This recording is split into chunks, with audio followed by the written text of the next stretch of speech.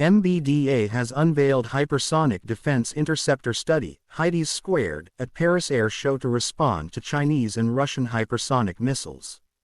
In collaboration with France, Italy, Germany and the Netherlands, MBDA will prototype this interceptor known as AQUILA over the next 3 years to defend against this threat. Research centers, the state-owned aerospace agency ONERA, the DLR, the Unveils, the CIRA, and the TNO will also participate.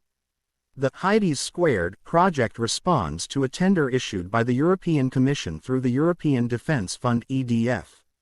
MBDA's proposal includes testing at the technology brick level to ensure the concept's robustness and viability. The study incorporates several different interceptor designs, each with a unique architectural layout. These include one interceptor with 2 stages and 2 interceptors with 3 stages. EDF has awarded an €80 million financial contract for the project's concept phase, which will last 3 years. The goal is to have a working interceptor capability by 2030.